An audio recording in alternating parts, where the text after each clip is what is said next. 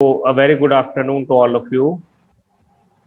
I welcome you to the I welcome you to the travel series Break Free, which we started in October 2020, and we have done quite a lot of sessions since then. And Himalayas has been our particular favorite, as to say, and we have had quite a few sessions on the Himalayas. Last week also we had a session by squadron leader Tulika Rani, who has climbed Mount Everest. Like she is the first woman from Uttar Pradesh to do so. And this week we have our life partner Shahid Khan, and he's our speaker for today. The topic is from the Western Himalayas to the Eastern Himalayas. So looks like he's going to cover a lot of ground. He's a mountaineer, he's a mountaineering instructor. He has been into web design, and he also runs an adventure company by the name of Mountain Nights. So over to you, Shahid. Thank you very much, sir.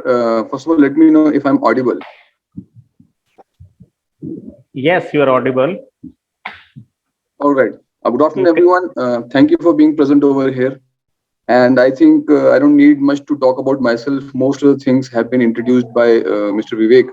But to begin with, I would like to start my talk with sharing my presentation with you. And down the line, we'll proceed ahead.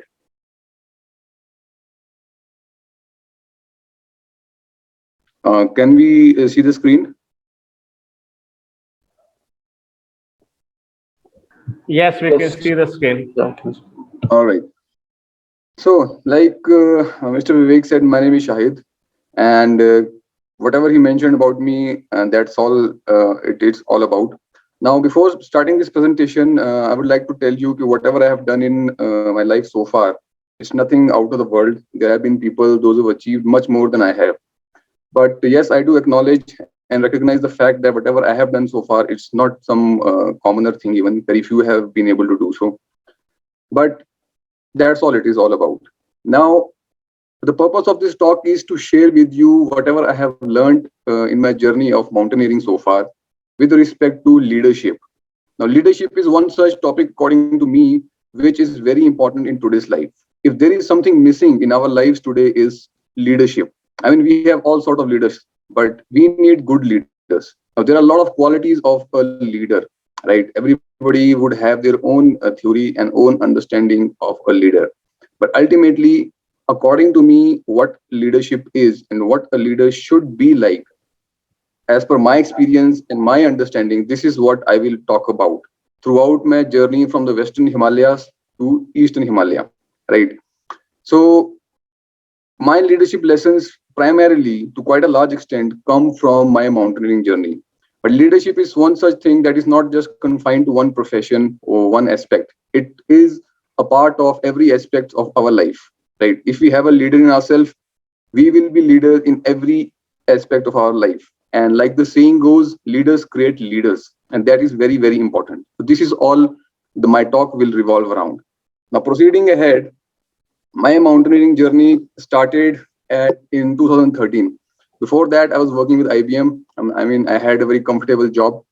Comfortable in the sense I could get a lot of money in terms of the scenario at that time, good packages, right? From the college pass out, I got into that particular profession, into IT, into IBM. But something was missing for me, and that was challenges, the quest for leadership. And I was unsatisfied due to various personal reasons. And I wanted something that could satisfy me. Now, my attention got towards mountaineering. The mountaineering was one such thing which provided me physical challenges, mental challenges, and various other things, primarily amongst them being leadership, right? Platform for me to showcase my leadership qualities, not to the world, but for myself. It all started in 2013 with my basic mountaineering course in 2013 from Atal Bihari Vajpayee Institute of Mountaineering and Allied Sports, which is in Manali. Thereafter, it went to advanced mountaineering course in 2014, then search and rescue course, then instructor course, method of instruction, various other course One of them primarily, major one being IMF Medical Expedition. So these are all the courses that I did before, active becoming a mountaineering instructor and going further in my mountaineering career. So during this process, I climbed various peaks, right, of varying altitude and various difficulties. So in short, nut and shell, it was 13 to 14 peaks that I climbed.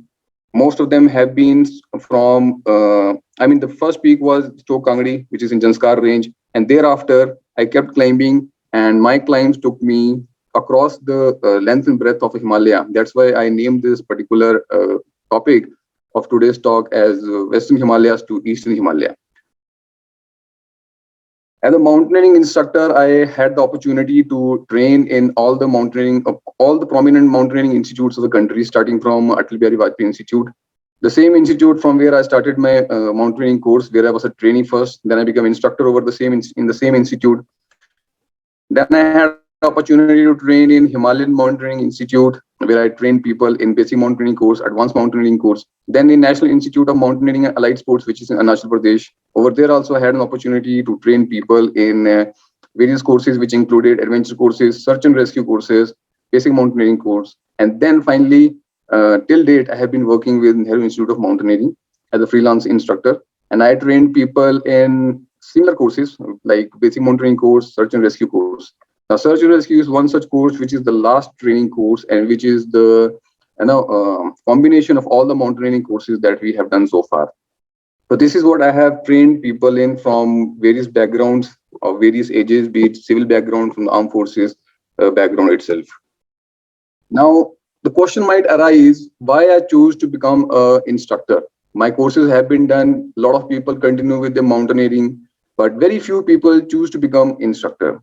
Like I said in the beginning, if you feel that you have a leader in you, you will most likely like to create leader. You will like to give it back to the society. You will like to encourage people, and strengthen people. But you are yourself, probably you will like to do the same for others. This is the basic human psychology. As an instructor, it was opportunity for me to continue my learning so far, whatever I had learned, because the best way to learn is when you teach. Next is to continue teaching, like I said, right, and help create leaders. This was the most important reason for me. For me, what I felt, what I realized during my mountaineering courses and mountaineering expeditions as a trainee, as a mountaineer, as an instructor so far, strengthened me to quite a large extent. It brought the best out of me, and I wanted to get in touch with a similar kind of people and be a part of those people who would stand amongst those people who bring out the best amongst others. Like I said, leaders would always like to create leaders. Now let's talk about the leadership lessons from mountaineering, right, so far. So some of the mountaineering lessons that I would like to share with you are as follows. Number one is that you have to, just a minute. Okay, you have to prove it on ground, right? Primarily to yourself.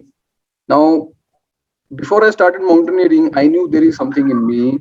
I can prove it to myself. I wasn't satisfied with the desk job, but just knowing that you are capable of executing and achieving difficult things is not sufficient. You have to get on the ground and prove it to yourself. Otherwise, it just merely become psychological or philosophical thing. Just a small request. I would like everybody to please mute their microphones.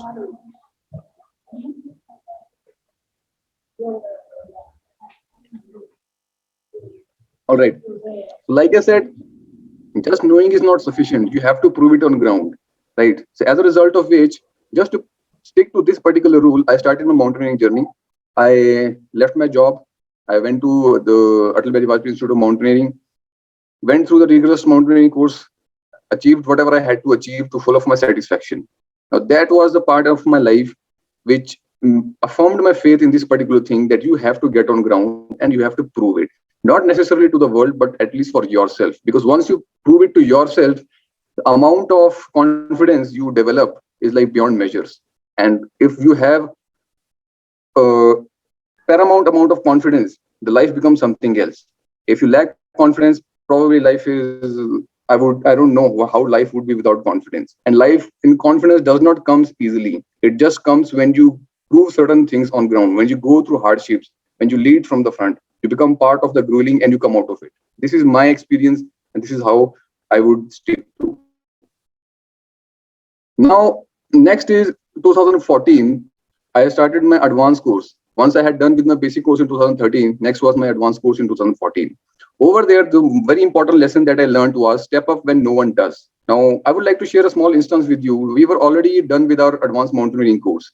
Now, by the end of the course, we had to climb Mount Golab Kangri, which is in Ladakh, right? This was my first expedition in Zanskar range. One team was sent to Stock Kangri and another team was sent to Golab Kangri. I was part of the Golab Kangri team, and I was still looking for opportunities to prove myself in a better way, right? Now, it so happened that when we all were done with our entire training, now it was time for us to scale a mountain, reach the mountain top. That was Golab Kangri and Stoke Kangri, I being on the Golab Kangri. It so happened that a couple of people were doing well, and many people were, lagging behind. They were on the verge of giving up. Now, this was a time where my instructor, who was from the army, if you can see the person in the pic below, he's my instructor. He's still serving in the armed forces. He he showed his faith in me, and he gave me the responsibility of taking those couple of chaps till the summit. Now, that was such condition where you are barely able to take care of yourself, right? Once in a high altitude, there are a lot of problems and a lot of challenges one goes through, and one of them is taking care of yourself. Now, most of the people were somehow struggling to reach the summit. Couple of them were unable to reach the summit. They were just lagging behind. Now, I was given the task to take them to the summit. Now, I took this as an opportunity to prove it to myself once again. And then I took hold of those couple of chaps, and I, along with them, ensured that we all reached summit. Now, once we hit the summit, we unfurled the tricolor flag. It was time for us to return back.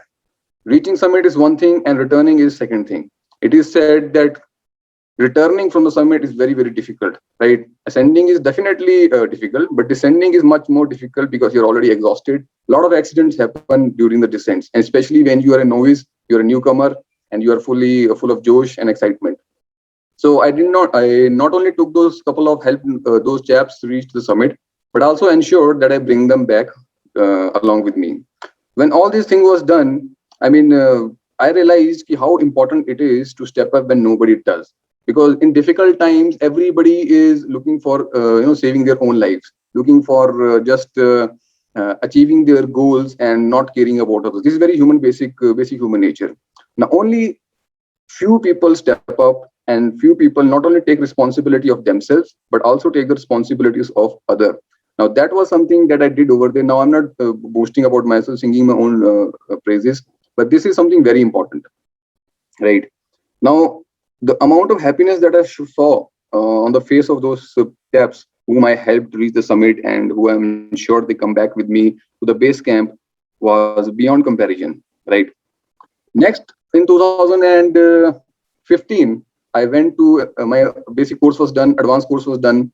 I applied as a liaison officer with the Indian Mountain Foundation, and I was given an opportunity to climb Mount Nun with a team of climbers from Poland.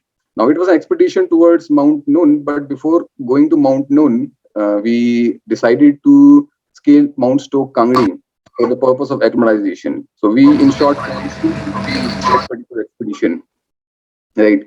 Now, it so happened that once the summit was achieved in Mount Stoke Kangri, we proceeded towards Mount Nun.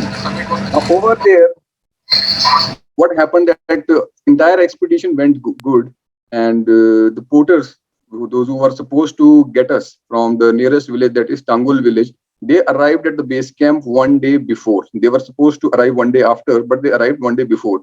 I don't know what was the miscommunication that happened, but they arrived one day before. Now, it is a tendency that once they have arrived at the base camp, they were expecting the entire team to provide their luggage and wind up the entire base camp and return back.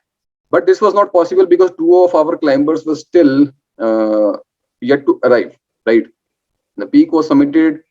Some of us have arrived back to the base camp, and many of two members were still at Camp 1 of Mount Nun. So now it was a complete chaos situation over there. And the biggest part was that I didn't knew their Ladakhi language. And now some of them were aggressive, some of them were quiet, some of them were upset. Now I had to maintain the decorum and situation. So in that particular situation, all I did was I had a word with those porters.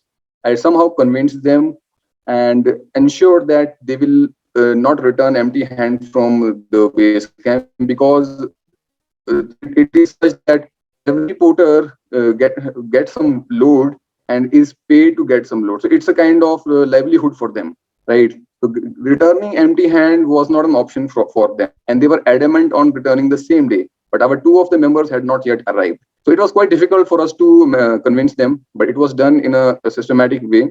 So I just had a word with them and I ensured them the shelter. The main problem was shelter. They had no place to stay. So if they had to stay in the base camp, the primary question was food and shelter. So we arranged the same for them. We arranged the accommodation for them in our mess tent where we used to have our meals. Over there, they were made to stay. Our food was given to them, shared amongst them, so that they remain warm and they have something to eat. The following day, when two of our climbers came down, they realized the situation and they had planned to rest one more day in the base camp because they were quite exhausted. It was almost 1 month long expedition. But looking at the situation, they saw that the porters have already arrived and it's already one day since they have been kept over here. So the entire base camp was managed, rolled up, and the loads were distributed, and the porters were given the load. They were made satisfied, and we all descended. So from there, I learned that sometimes you have to maintain your command because you got to get the job done. But just being command is not important. You have to show compassion because these were people who were not from very financial rich background. Their livelihood depended upon the load which they carried.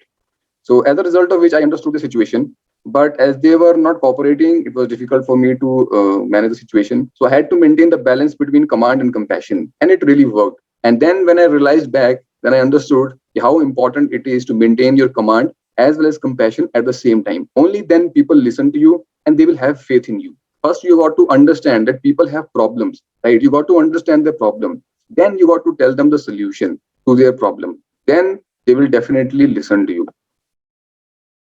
All right. Next come 2016. I was again part of an expedition to Mount Noon in the same region, but now it was not Mount Noon, it was Mount Kun. Kun means king in Ladakhi and Nun means queen. So this time it was Mount Kun. It so happened I was again liaison officer with a team of mountaineers from America. Now the drawback of this expedition was that we got short of logistic supplies, right?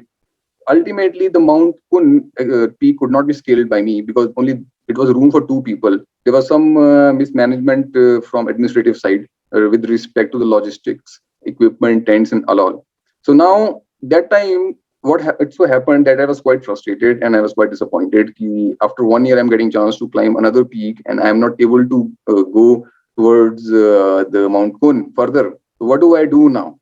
Then I realized there are a couple of peaks towards in the vicinity of base camp of Mount Kun.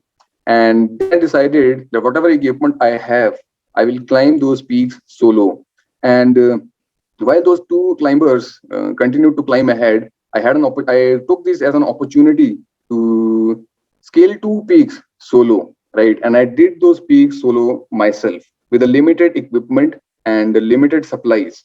Now, what I want to tell you from this particular event is that there is always some good in something bad. Whenever something bad happens, your plans fail. Don't take it as a failure. Try to find that there is some opportunity waiting in the middle of that particular bad. So if you have that attitude, definitely something will work out, and then you will not consider it as a failure. You will definitely see whatever happened for something good, provided you had that zeal and mindset to bring out something good from the bad that existed at that particular point of time.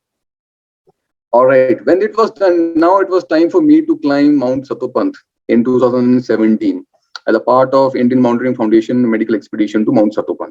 Over there, a lot of events happened. Mountaineering itself is an entire very challenging task. I cannot, tell all the events, but I'm telling you the main things that I still remember from every expedition. So it so happened that Mount Satopant, which is in Gangotri region of Uttarakhand, is very famous for something that is known as the knife ridge. If you see in this particular video, towards the summit, just beyond the clouds, there is a ridge. It's very sharp. It is so sharp that you cannot stand over here with 2 feet, adjacent. It is so sharp. And if you lose balance, you are straight away 1,000 meters towards right or 1,000 meters towards left, down. Now, it so happened that we were already on the summit camp and we left for summit in the midnight, right? And like I said, if you are really a person of sense of responsibility, you will always be responsible not only for yourself, but you will always be prepared for any adverse event that happens around you, right?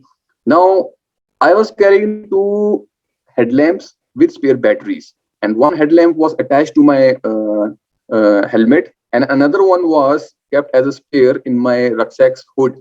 It so happened that one of my climbing buddy who was just behind me, his headlamp's battery discharged right on this particular ridge, and we were not in a position where we could stand over here, halt over here, or rest. We had to move continuously because it was the most exposed region of this entire summit. Now, in this situation, if somebody's headlamp goes off, and in that altitude, above 6,000 meters plus, in the night, he is standing on knife ridge, one can barely imagine what is the condition over there. He says to me from behind, Ki shayad my headlamp got discharged. What do I do now?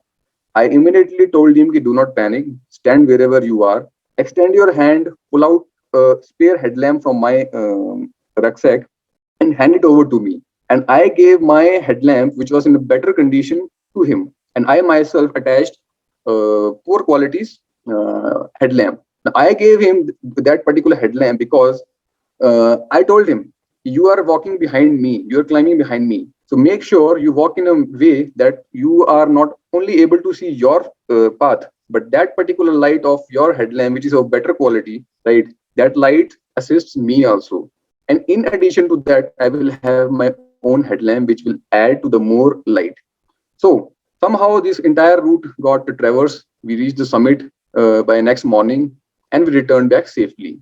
Now, this is the very important lesson that I once again realized, that is sense of responsibility. If you really have sense of responsibility, you will not only be prepared, but you will also be prepared for others, provided you are responsible, truly responsible, right? So these are some of the pictures from Mount Satupant, right? In the morning, we reached the summit and we unfurled our flags and we came back. The same year, in the same expedition, we also collected the garbage in that particular region. You can see the pile of garbage we collected from that altitude. Now, this garbage was deposited to the concerned authorities for recycling. And one of our member himself he had his factory of recycling the garbage. Some of them was given to him, and other was deposited to the concerned authorities, right? So we did this thing over there as a sense of responsibility, right? And I think everybody should be mindful of not spreading garbage anywhere, be it the mountains or be it in the streets. All right. The same year in 2017, by the month of September, I had an opportunity to be in another expedition, that is Mount Jogin, in the same region, that is Gangotri, right? Now, it so happened that I was with a team of climbers from Germany. And one very peculiarity about this particular expedition, that is Mount Jogin 1, was that it snowed a lot. Fine. Snowing at high altitude is definitely not a good sign. I mean, it might sound very fancy when you are in a civilized location to see the snow and think about snow. But once you are at high altitude, bad weather is your worst enemy. It is the first enemy. And we were subjected to bad weather for countless days. If you see the picture, this is a picture of a tent of BSF. Now, it so happened that we were independent expedition. And the same year, 2017, the team of Border Security Force were preparing for scaling Mount Everest the following year. It's a matter of coincidence that we met at this particular base camp, that is Mount Jogin 1's base camp in Kedartal, right? And we both the teams endured this bad weather. We got along with them quite well, and we managed the entire things, and the entire expedition was successful. If you can see something on your screen, there are certain numbers written. This used to be our daily weather report. And as per this weather report, the amount of snowfall was quite heavy. It was not a good situation for us to be in. But like we became a good team, we joined our hands together, we helped each other, and we managed through these circumstances. Now, the very important lesson that I learned, I would say not lesson, it was once again a reminder that I would like to share with others, that never become a boss, right? Always, once you're in a team, act like a team, right? If you think you have a leadership quality in you, there could be other people who have the same qualities, right? Becoming a boss will never help anything. Once you're part of the team, everything will proceed accordingly, and the way it should be. So we submitted this entire, we went through this all entire bad weather. We helped each other, we got along with each other, and we submitted this particular peak. We had only 4 days of window to submit Mount Jogin 1. We spent over there almost 20-25 days, and we kept struggling with the bad weather for 20 to 25 days. Only when we could realize that now we have only 5 last days remaining before we really wind up the camp and proceed back to our civilized location, we did our best. We pushed really hard, and within 3 to 4 days, we shifted our camps back to back from camp 1 to camp 2 to camp 3, and then finally we scaled this summit. Right, generally it takes around 1 week or more than a week to reach the summit of this particular peak, but we, as we became a team, we did it in just 4 days. Right. And this is the picture of the BSF members as well as German team. We together scaled Mount Jogin 1, and we organized a small party at that particular altitude, just as act of remembrance and out of gentleman's spirit, that how we went through all those bad times, and together we did something quite memorable for us. Right. Now, same thing, and after this was done, I had already completed all my courses. Now it was 2018 when I got an opportunity to join Mountaineering Institute as an instructor. Now in 2018, I started working as an instructor with Atal Bihari Vajpayee Institute of Mountaineering and Allied Sports. Now, one very important reminder, uh, or let's say a lesson that I would like to share with everybody, is stay prepared for everything. Right. Now, when I went as an instructor over there, rather than passing orders, yelling at people, my behavior used to be something like this: that I always used to be part of the trainees. If they used to run, I used to run. If they used to do push-ups, I used to do push-ups. If they used to stand, I used to stand. I used to be prepared not only for myself, but I used to be prepared for everybody. If I expect others to do something, I used to be the first person. I would like to be the first person to do the same, become what I expect from others. Now, because of this attitude, it so happened that the institute organized an expedition to Mount Lady of Kelong, right, which is in the Kelong region, and a lot of the people were selected to be part of that expedition, and the team comprised of all the experienced instructors. Probably, I was only the one instructor who was a newcomer, and it had been only 2 months in that institute for me. But I think I was selected because of my attitude, that is, stay prepared for everything.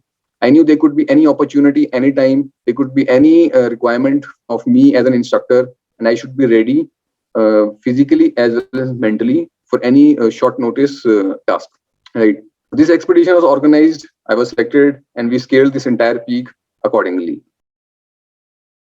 Now, the same year, 2018, I shifted to Himalayan Mountaineering Institute, which is in Darjeeling, HMI. Over there, I trained people in basic mountaineering course and advanced mountaineering course. Now, in advanced mountaineering course, we had to submit a higher peak, unlike height gain, which happens in basic mountaineering course. So we submitted this peak called as Mount BC Roy. Now, one very important event that I remember, that if we want our trainees or if we want our subordinates or anybody to perform, right, you got to lead from front, and as a result of which they will definitely follow you. Now, if I wanted my trainees to perform and reach the summit, rather than instead of showing any sign of weakness, I will have to show them how to do it. I will have to lead them. Once I do it, it will inspire confidence in them. And once that confidence is inspired, they will definitely start acting accordingly and as per the expectations. So we submitted this peak accordingly. This is one of my trainee from Indian Navy. He's a Marine Commando, and along with other trainees, we scaled this peak up to our full satisfaction, and then we returned back safely. So in that particular event, I realized how important it is to lead from front. Next is stay firm and get the job done. All right. This is very important lesson that I have learned from a mountaineering instructor's career. Most of the time it so happened that the following year, that is 2019, I was part of Everest selection camp organized by Indian Mountaineering Foundation. In this selection camp, there were a lot of people selected. I think according to me, officially, it would be the best mountaineers of the country selected, and those who have applied, right? So one team was sent to Johar Institute of Mountaineering, the another was sent to Nehru Institute of Mountaineering to go through selection procedure, stage one selection procedure. Now I was a part of the team who was in Nehru Institute of Mountaineering for the selection procedure. Now in that team, I was made as a course senior, right? I was made the course leader, and there were a lot of responsibilities that I had in terms of coordination, in terms of getting the task done, in terms of passing the information, and whatever responsibilities one could imagine of as a leader of a particular team. Now, people have different temperaments and different attitudes, right? Most of them do not want to listen. Most of them do not want to take instructions. Most of them want to do things on their own. But if I am a leader, if I am given a task, my responsibility is not to please people. My primary responsibility is to get the job done, right? As a result of which, I stayed quite firm with them, and most of them were unhappy with me. Most of them were happy, but those who were unhappy with me because of my disciplinary attitude makes no difference. Ultimately, the task that was allotted to me, that was passed down, and I made them do what they were required to do, and that was more important to me. Earning praises every time is not important. What you feel is important, that should be done, whether somebody likes it or not. That is very, very important lesson that I learned, and this is a lesson I would like to share with you from that particular event. Right. Next is stay strong and inspire strength. Now, after this selection process was done, I was selected for the second stage of selection process, that was to scale the peak and be a part of expedition to Mount Trishul in 2019. Right. So now those who were selected from Johar Institute and those who were selected from Nehru Institute of Mountaineering, they were clubbed together and they were part of an expedition to Mount Trishul. Right. Now over there, it so happened the expedition went accordingly. A lot of challenges, a lot of ups and downs, and things went the way things go in the mountaineering. It so happened that we were on the ice wall. I don't have the picture of that particular ice wall because there was nobody to click photo at that particular crucial life and death situation. Now we had to climb almost 700 to 800 meters of ice wall. Right. Now while I was climbing, it's a matter of coincidence. The same partner who was with me in Mount Satopant behind me, he was once again behind me in this particular expedition. That is Mount Trishul. And while I was just negotiating or traversing the ice wall, he once again got into some trouble. And I remember he simply said कि शायद हाथ पांव ठंडे हो रहे हैं. I'm not able to do it. And we were so exposed that anything goes wrong, we would have simply gone once again, fallen down 1,000 meters. Right? We were so exposed. It so happened, and it so happened that the moment I got to know he is in some sort of trouble, I simply gave him one instruction. I simply passed on one information to him. Right? I said it very firmly. I said, forget your pain. Right? Just focus on climbing. It's just a matter of 10 minutes. We negotiated. We are on the safer zone. Then when I came back, I recalled that entire stage. Of course, when I said these things, he forgot his pain. He forgot that his hands are getting frozen. His feet are getting frozen. He's losing strength. And once I said those things, forget your pain, just do it. He negotiated it along with others, along with me, and we reached the summit camp. And we again, sooner or later, we hit the summit camp. And we returned back. Now, what I learned from this particular event is how important it is to inspire strength. But to be able to inspire strength, you got to have strength yourself. And if you're really a person of strength, like I said, if you're really a person of strength and responsibility, you will do the same, right? Rather than entertaining somebody's excuses, somebody's weakness, do not give sympathy, right? You can show empathy, but after that, you got to strengthen them. This is very important thing according to me in life. Like I said, become what you expect. My overall learning from the mountaineering as a mountaineer and mountaineering instructor have been, if you expect excellence from somebody, try to reach excellence yourself first. Because once you do that, you will be able to become a role model for your subordinates, your trainees, and even for people, those who have got nothing to do with you. So that will happen only when you become what you expect from others. And this is not easy to do. You got to set very high standards for yourself, and you got to be very disciplined and dedicated. Just commitment is not important. According to me, you got to have conviction. There is a lot of difference between commitment and conviction. I prefer you got to have conviction, right? So this is all it had been so far. And down the line, following the same principles, I started a company, sole proprietorship company by the name of the Mountain Knights. The aim of this company, the Mountain Knight, was to train people in leadership qualities. Now, how do you train people in leadership qualities? Of course, according to me, the best way was to train them in same things which I have been training people in mountaineering courses. So we conducted a couple of mountaineering workshops, outdoor workshops, in association with some of the very good organizations like Himalayan Institute of Culture and Heritage Studies. Some of my other friends, we conducted outdoor workshops, which included navigation, outdoor survival. And through that, I looked forward to inspire people and look forward to bring out the leadership qualities of people by teaching them certain things, by empowering them physically, mentally, by subjecting them to difficult circumstances so that they realize how it feels when you overcome difficult situations, mentally as well as physically. Now, according to me, the best way to feel confident about yourself and to make other people confident is to teach them things. Just giving them lectures, giving them sermons is, according to me, not going to do much.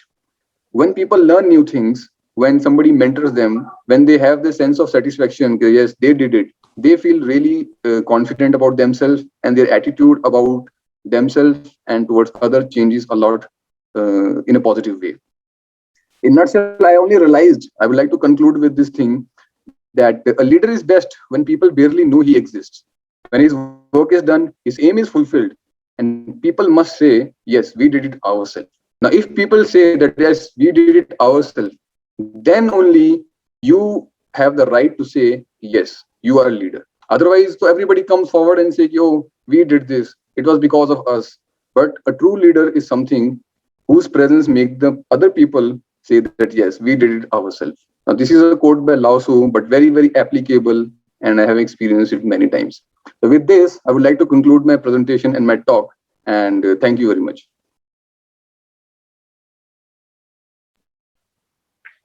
Thanks, Shahid. That was a very interesting presentation. For each slide, you had a very interesting story to tell.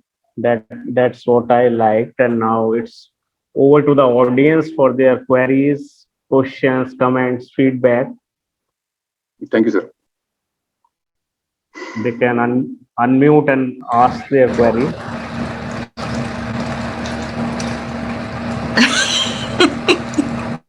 Here I am. Yeah.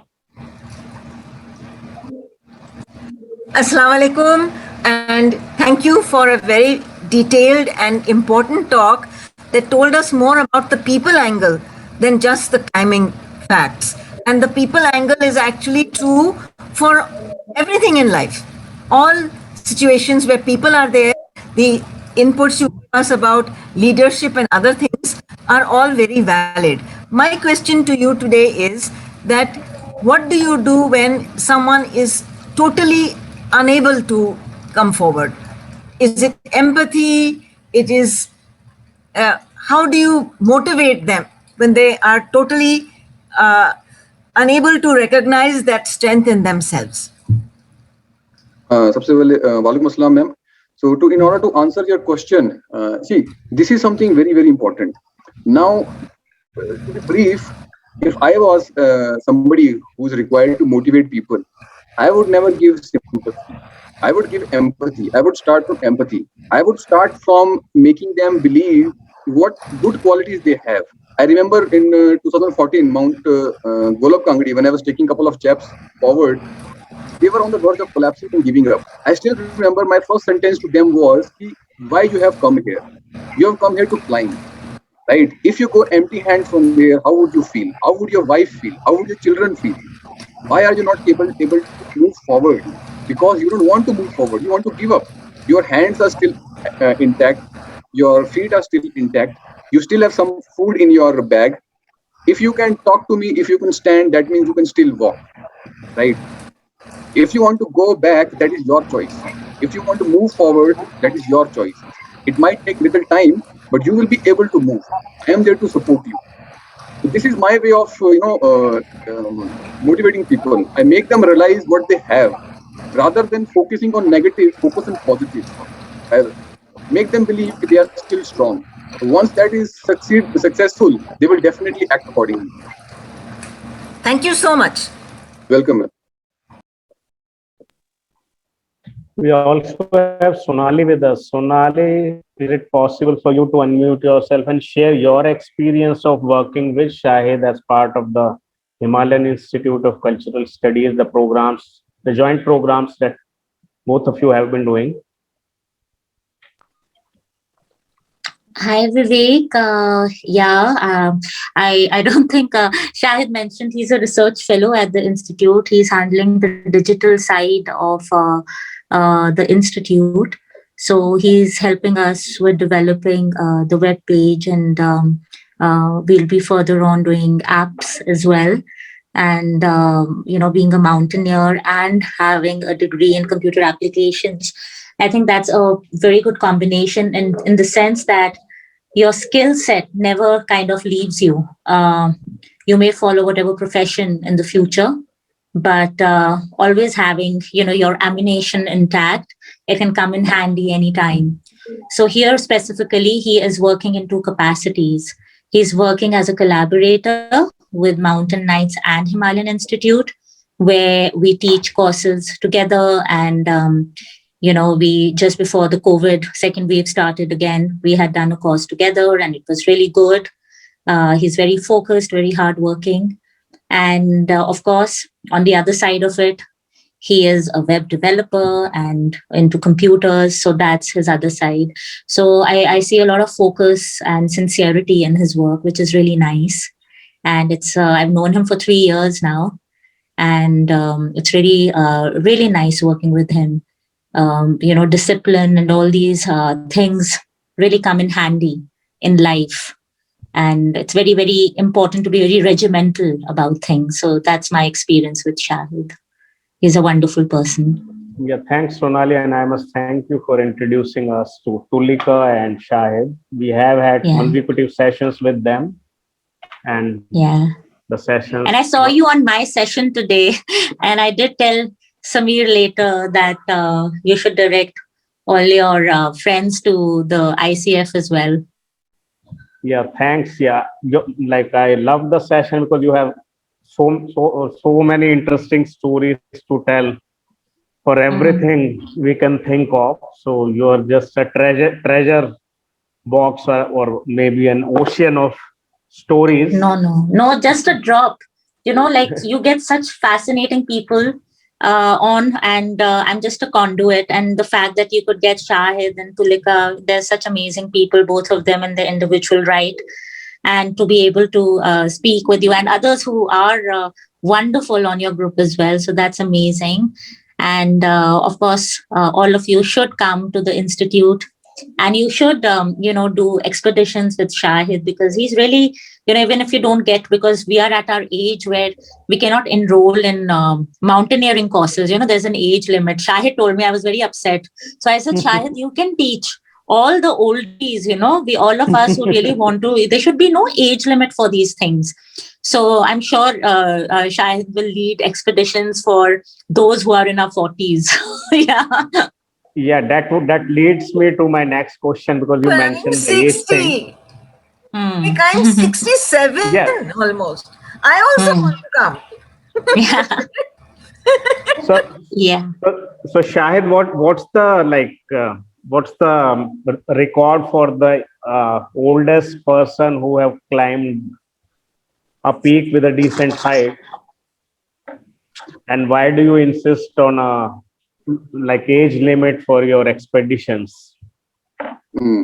So sir, सबसे पहले तो see, according to me, there should be no age limit. I don't believe in that age limit thing. So age limits are just for the institutes for the administrative purpose. But with that also, I disagree. But then ultimately, it is not in my authority and power to neglect that. Now, like you asked, if I know somebody who has climbed at their older age, yes, there have been people, there have been many people, but right now I don't remember their name. But if you Google people you'll find there have been people those have even summited Everest, those who have summited very difficult peaks at their age above 60s, right? So why I disagree with the age factor is that it's about the will, right? Even if at the age of 50, 60 or whatever, if you want to go ahead with something, I would not say it is not possible. The only thing is you will have to be practical enough. You will have to be capable of understanding the consequences and your physical state, right? The first job is mental state. If the will is existing, the thing is right. Now you need to focus next. That is your physical ability. Definitely, you need to train yourself accordingly. You got to see what is your capability of your body, and then start preparing accordingly. And yes, people have climbed difficult peaks, right? People have even scaled Everest at their quite old ages. But then, like it is said, age is a number. That's true. Yeah, thanks, Shahid. I agree. And Krista from Canada, like she has mentioned in the chat box that people who are into their 60s and 70s, like they have been climbing mountains. So Krista, if it's possible to unmute and maybe share something. Yes, sure. Yeah, so I grew up in the Rockies, and like the thing is, once people finish raising children and going to work all the time, then they can go hiking every day. And there's a lot of very, very fit 60, 70, even 80-year-old, sometime with, but it's getting fit, it's getting practice and being, I think many of us can do it, especially now we know so much more about diet and staying fit. So, yeah. Many people become more fit when they're able to stop working, I believe. I see this anyway. Yeah, thanks, Krista. And we have Deepthi also from Sri Lanka. Deepthi, do you want to share something? Actually, I'm sorry. I got confused about the time and I joined very late. So I missed the better part of the presentation. So I'm going to watch the recording. So thank you. I'm Okay. really sorry I missed it. Yeah, okay, Deepthi, no problem. Shahid, I have a small request. I saw a short video that Sonali posted where like you were taking out some sounds of birds. So if it's possible for you to do it again, maybe we can All feel right. a bit of nature sitting inside our homes also. Yeah. Actually, that day, I remember we were on our day-to-day routine, and the trainees, those who were enrolled with us, they were given some task. And I, along with Sonali, were waiting for them to finish their task. And it so happened that Dr. Sonali's son, Rudra, he was along with us. And it just clicked my mind to have a little bit of fun with him. So generally, I've seen I produce that sound. It is the sound of a bird, which is very common, especially during the springs. During the month of April and March and April. So like you just asked, so I'll just make that sound. It is just like something like this. That's all right. We have Mr. Murlidhar, who is a birder, so maybe we'll ask him whether it matches This is the bird sound. I know it's very good. And we hear it now in Bhopal. They've started coming. Yeah. These are all very badmash koels, but the good ones will come soon. Yes, this is the Asian coil. Okay, sir. Yes, it is a coil. Yeah. Even in the mountains, we see it very frequently. Yeah. That's it. It was a very nice talk. Well I done. enjoyed it. Well done. Thank you. Murugaran, last time you had a question about web design. So do you want to put it now? You are there. In fact, last time itself, Shahid answered that question. So he suggested that we should explain the requirements to the web developer so that they would understand what to do, and that would be a worry not for the end user rather than for the developer. So yes. Yeah.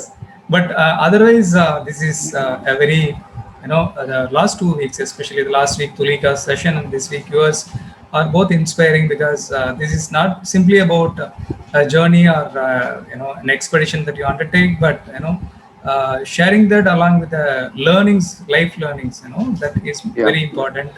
And a special salute for you, Tulika and Sonali, who introduced them to the ICF team. Thank you very My much. gratitude, sir. Divya, if you are there, any inputs, any comments? Yeah, Shahid, I just wanted to check whether you felt insecure after leaving your full-time job.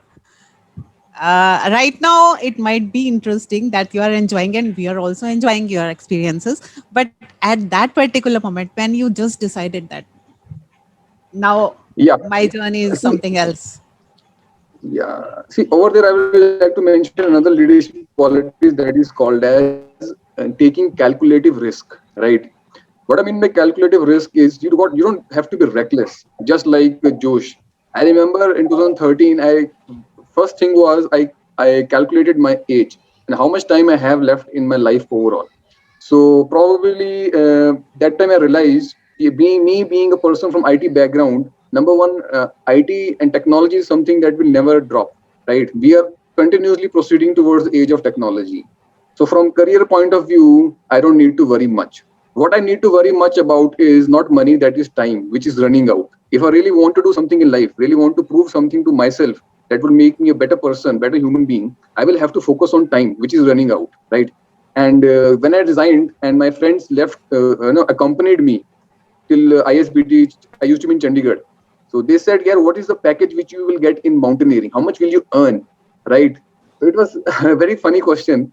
And because they all were working in IT companies. And I said to them, see, it is not about package. I don't think so there is any package waiting for me. But I am very much sure that down the line, I will figure out what package I can get from mountaineering also. As I continued, I earned money out of mountaineering. I have my own startup company, right? It's been now a couple of years. I'm associated with very worthy people. One of them is Dr. Sonali Gupta from her Himalayan Institute of Cultural Heritage Studies, and two more friends I'm associated with them. And just for the sake of answering the question of earning, yes, I am earning. Now, like you asked, how much secure, insecure I felt. I was insecure because of the time that was passing out. I wasn't insecure because of the package, because I can still opt and go for IT anytime. Even as a freelancer, right now, the world is going through the pandemic. I'm still developing websites. I'm still, deploying my IT skills along with other things.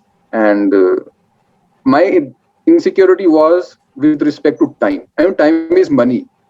If time goes, everything goes. Money is something which you will definitely be able to get sooner or later. Money matters a lot, aisa nahi hai, right? At this particular age, you start realizing how important money is. But if you have money and if you haven't done things that could have boosted your morale, boosted your personality, and now you feel there is no time, then you will live with the regret, and that regret will haunt you and pinch you more. So that is how I decided in 2013. I made a very calculative decision. And now, when I started doing mountaineering, my goal was to do 10 peaks. I was very clear I will have to do 10 peaks. But down the line, I did more than 10. And I not only did 10 peaks, I also acted as an instructor. And out of my sincerity and hard work and my positive spirit, I founded my own company and I founded some worthy partners to work with. So that is all it has been about. Yeah, thank you, Shahid. Welcome. Ma'am. Yeah, thanks, Shahid. Divya is behind the promotional videos that we prepare for our series. And Okay, sir. Nirja is also there among the participants, although I don't think she'll be able to unmute herself. She prepares the posters. Okay, Today I have I can, I can speak. Okay, Nirja. First of all, I must thank all the volunteers who help us out with the show. So Nirja prepares the posters. Divya is behind the videos. Murugaraj is our technical person. He prepares the registration link and hosts the show. And Jyotirmoy is the one who writes the emails. Today he seems to be missing. So yes, Nirja. Thank you so much. First of all, I really enjoyed the trip, the journey you took us on, and there were certain things that I really liked. Like everybody, I think else was also commenting. The small lessons that you get, that how to be a team player and how to lead. And I remember years ago, I was told the same thing by somebody else. And how can I be a team leader if I myself don't know what my team members are supposed to do? Or I think this was in a hotel management context where he said, if I don't know how to clean glasses myself, how can I tell my people to clean the glasses and how clean they should be? And another thing I really liked was how you said the time, time and money. So I'm so happy to see that there are people like you who are doing so much. And like you said, you live with regrets. And these are some of, at this age, at 47, 2 years back, I ran my half marathon. But yes, I wish to do more, and I wish I had done what you have, achieved in so young an age, with children and with house and being a mother. There comes, there are many responsibilities, and you start, neglecting yourself and whatever you want to do. So more power to you, and I hope you achieve greater heights. Thank you. And inspire people like us. I look forward to it. Is it a Thank pun? you. Is it a pun intended, Nirja? Fun is always a greater heights, yes, and higher mountains, maybe, if there are any left. So yeah, and mountains are there in so many countries, no? So yeah, why restrict ourselves? Thanks, Yes. Nirja. Yes, Nirja, you don't need to restrict yourself. When Shahid asked that we should Google, I Googled, and there was an 80-year-old person who climbed Mount Everest in 2013. I just posted that news, although that record remained for a small time. So we have a lot of time still left. Yes. And we should all, maybe the ICF community, maybe you can take us, you can take us along, Mr. Khan. Sure. Yes, Shahid, we can try. Some of ICF members can be on that journey with you once the things get fine. Yeah. So maybe easier summits first, and then Even we if, can I would raise say, the difficulty level. yeah. Even if you do little bit small difficult things, it would add a lot. And this is what I would say. It is not necessary to do bigger things. Small things that are difficult to achieve, once achieved, they add a lot of confidence to your personality, and they refreshen you a lot. I mean, it clarifies a lot of things in our routine life. This is very important. Be it a run, be it a marathon, be it an exercise, be it just a walk, right? These small efforts that we do, according to me, I mean, you are an elder to me, I must not be telling, but this is what I'm sharing, what I feel. The little bit efforts that we do, they add a lot. Yes, thank you. That's So great. we only become elder when we have experiences. People who don't have experiences are not elder. So we can respect you and you can respect us for whatever experiences we can all share. Right. And I'm coming. Right. Anytime you take a group, I'm coming. Even if I have to only give chocolates to everybody, I'm there. Most welcome. I think Shahid, what Kaniz ma'am is saying, she's right. Because experiences may, like for example, you called us elder to you, but I feel experience-wise, achievement-wise, you're elder to us. I mean, you have achieved more than us, and you've done more than us. Maybe in one context, ma'am, but there is like always much to learn from everybody. From your area of expertise, I have much more to learn. Right? That is a universal truth. True. Absolutely true. We also have Mr. Devanand Paul from Dhaka, Bangladesh. So, Mr. Paul, what are your comments? So I enjoyed the session thoroughly. Life is a matter of making the right choice. I think you made the right choice at the right time. Right. So that is why you've been because I've been trying to, because I work in a corporate life, which I actually want to put a full stop and start traveling, which is my passion. Right. So again, unfortunately, I was trying to do it this year, but this year again, COVID has come. Probably I may try to stick for one more year, but definitely I'll put an end and start traveling.